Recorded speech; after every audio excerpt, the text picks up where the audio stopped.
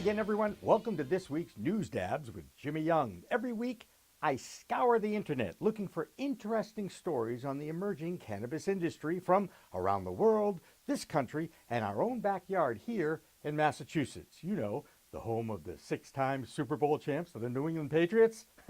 Sorry, I had to do it. Okay, we start with a major story from around the world. The World Health Organization is now calling for the rescheduling of cannabis. It's the first time in 50 years that an international health organization is recognizing that cannabis does have medicinal usefulness. The WHO also calls for more clarity about the international control of CBD, the non-psychoactive component in the cannabis plant. To the naked eye, it's tough to tell the difference between hemp and marijuana, but one gets you high and the other doesn't.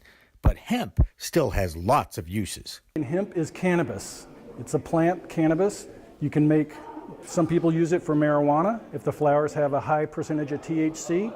But the stalk of the cannabis plant, you can make fiber to clothing. You can, inside part of the stalk is a hemp hurd that you can make hempcrete, particle board, ethanol. So you can make all sorts of things out of the stalk of the plant.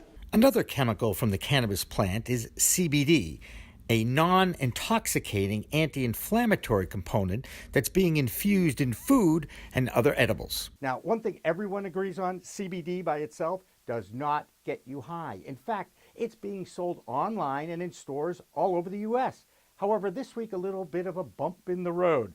State departments of health in New York, Ohio, and Maine have stopped its sale because the FDA has not approved it.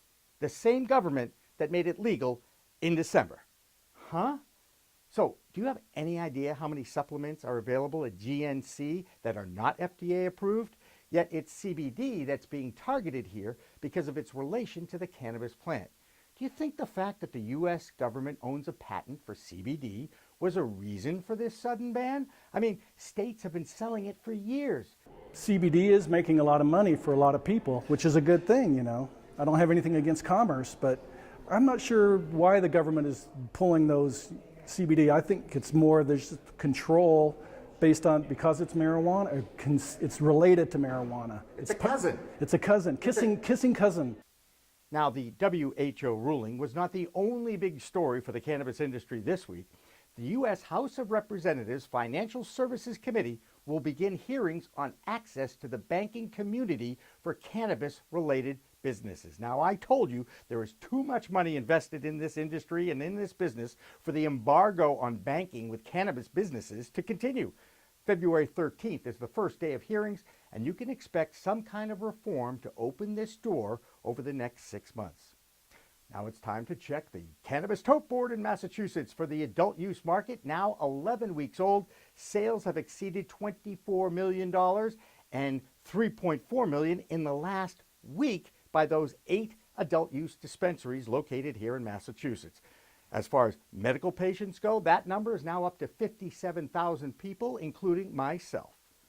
And finally, a story about the Kennedys. No, not the Kennedys of Massachusetts. These Kennedys live in Jamaica, Ohio, Iowa. That's Jamaica, Iowa, a town of just about 220 residents. It seems their mayor, LaDonna Kennedy, and her husband, Randy, have been growing and selling weed out of their house. A total of 18 plants were found, as well as drug paraphernalia. The couple was busted when the sheriff was serving a warrant to the Kennedys. It seems that the couple had been harboring a fugitive who'd been hanging out there. The City Council of Jamaica, Iowa will now decide whether she gets to keep her job or not. I don't make this stuff up, folks. It's a whole new world. This is News Dabs with Jimmy Young. For the Cannabis MultiMedia Network, we leave you with some cannabis-related events coming up in the greater Boston area.